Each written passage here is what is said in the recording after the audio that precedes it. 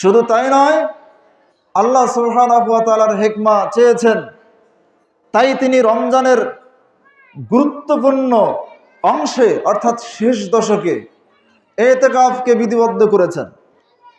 আপনি কি জানেন যে এতেকাফ মানে কি?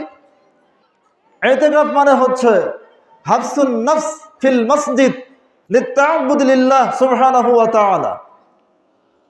মসজিদের মধ্যে নিজেকে আল্লাহ সুবহানাহু ওয়া তাআলার নৈকট্য লাভের উদ্দেশ্যে ইবাদত পালনের নিমিত্তে মসজিদে নিজেকে আবদ্ধ করে রাখার নাম হচ্ছে এতেকাফ।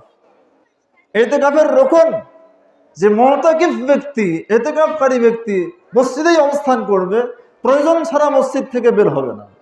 বিনা প্রয়োজনে মসজিদ থেকে বের হলেই তার এতেকাফ ভঙ্গ হয়ে যাবে।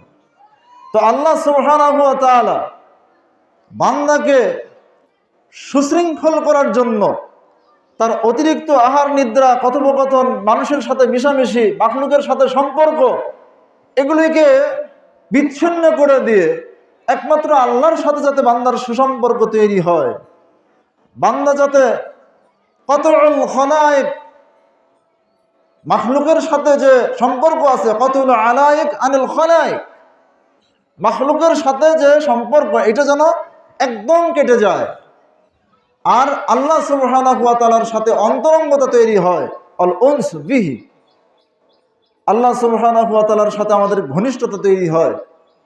এই জন্য আল্লাহ সুবহানাহু ওয়া তাআলা যেমন সিয়াম সাধনা ফরজ করেছেন, ঠিক তেমনি ভাবে তিনি এতেকাফকেও শরিয়া সম্মত করেছেন, বিধিবদ্ধ করেছেন।